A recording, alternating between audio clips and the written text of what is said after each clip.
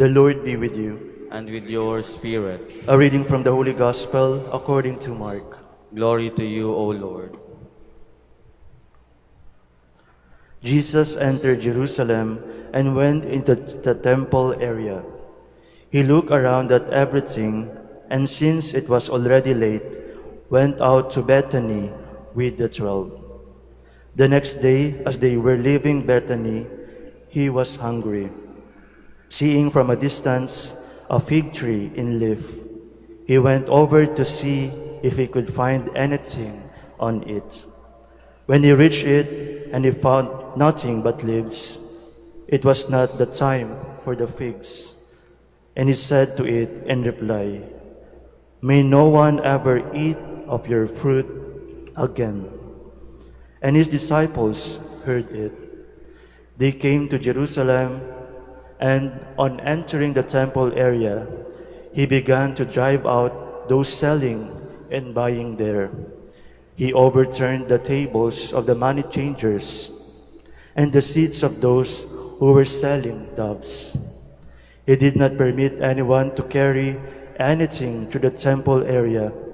Then he taught them, saying, "Is it not written, 'My house shall be called a house of prayer for all peoples'?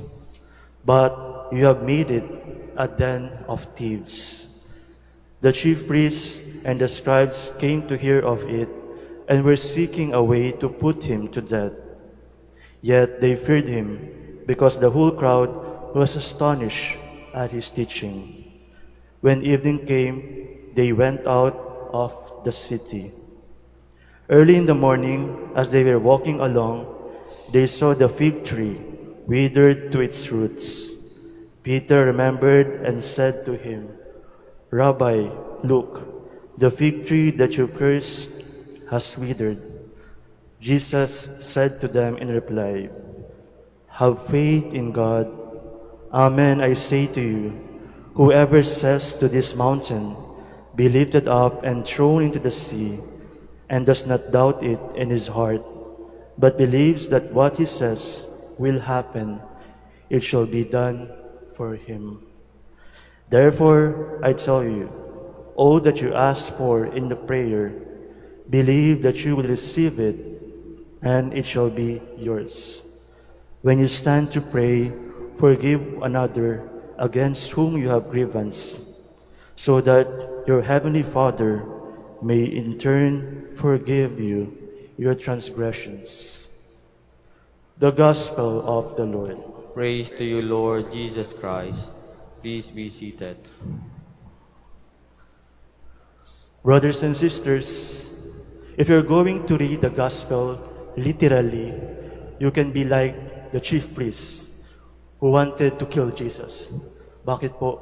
Kasi kung titingnan niyo po sa Ebanghelyo, parang napakasama ni Jesus, parang injustice naman na yung isang fig tree po ay walang ginagawa, but he cursed it.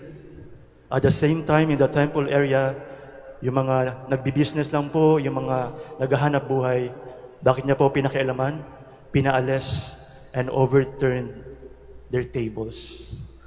Kung titingnan natin, maaaring si Jesus ay nagalit. But do not forget that every time Jesus did those things, it has a deep meaning. There is always a meaning or reason why Jesus did those things. Unahin ko po yung fig tree. The image of the fig tree is always pertains to the people of God. Kung titingnan natin, ang fig tree po ay laging about the people of God. At si Jesus po, siguro na-curse niya yun, hindi dahil sa galit siya o dahil nagugutom na siya, but because the fig tree deceived us. The fig tree po ay nakaka-deceive. Because at distant, you will see a fig tree to be so beautiful. The leaves are beautiful. But when you come closer, ang makikita po natin sa fig tree ay leaves lang. Wala po itong bunga. The same naman po in the temple area. The temple area should be a house of prayer, a house of silence, a house of respect. But Jesus witnessed business to become a den of thieves. People are so conscious of their belongings, hindi po sila nagdarasal. They are not respecting the house of God. They are not respecting the temple of God. My dear brothers and sisters, what is it for us, the fig tree and the temple area?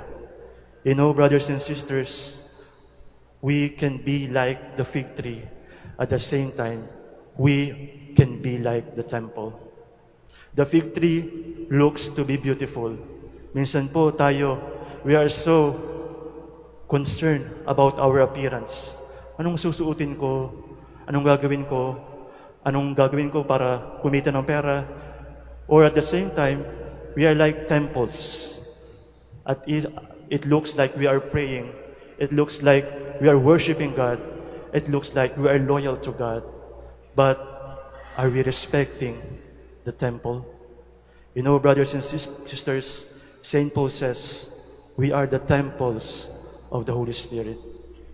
That is why we should respect all of us. We should respect everyone because all of us, we are temples of the Holy Spirit. Ngayon po, how can we bear fruit unlike the fig tree in the Gospel? St. Peter tells in the first reading how to bear fruit. Nandyan po yung ating serious prayer. How we're going to pray. It is simply uttering words or we just ask things at kapag hindi po natupad ang ating dasal, hindi na po tayo magdarasal. Or how we're going to love our neighbor.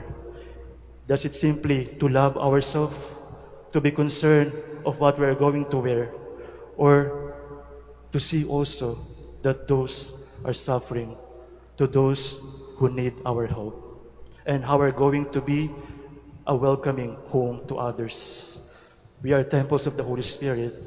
Hopefully po, sana, we welcome each one of us. We welcome the weak. We welcome the suffering. Ngayon po, sa ating pong responsorial song, the Lord will judge the earth.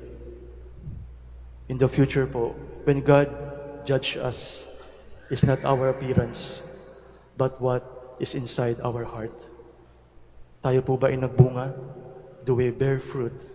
Or we simply become like the fig tree in the Gospel?